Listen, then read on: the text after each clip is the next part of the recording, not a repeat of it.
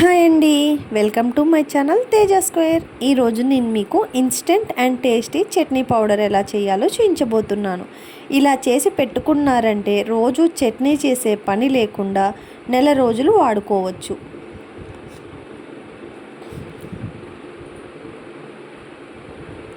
ఇప్పుడు ఇది ఎలా చేయాలో మీకు చూపించబోతున్నాను.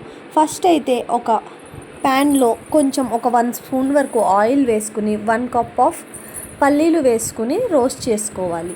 ఇదంతా సిమ్లోనే పెట్టి చేసుకోవాలి. పల్లీలన్నీ బాగా రోస్ట్ అయిన తర్వాత ఒక 8 నుంచి 10 వరకు వెల్లుల్లి రెబ్బలు వేసుకోవాలి. ఇప్పుడు ఒక నిమ్మకాయ సైజ్ చింతపండు వేసుకోవాలి.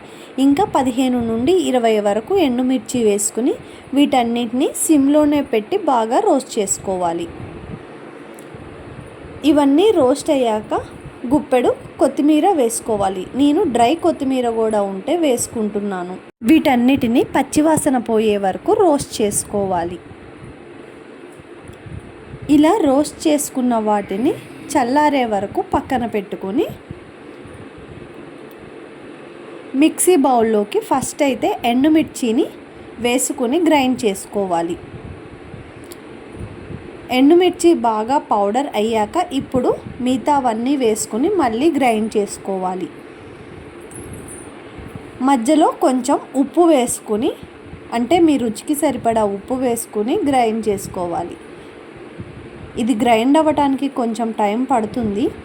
ఇప్పుడు ఇంకొక బౌల్లో నూనె వేసుకుని పోపు దినుసులు వేసుకోవాలి. కొంచెం కొత్తిమీర వేసుకొని,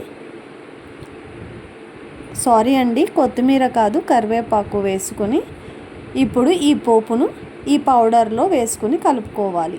ఒక్కసారి చేసి పెట్టుకున్నారంటే ఎప్పుడంటే అప్పుడు ఒక 2 స్పూన్స్ వేసుకుని కావాల్సినంత వాటర్ కలుపుకొని వాడుకోవచ్చు.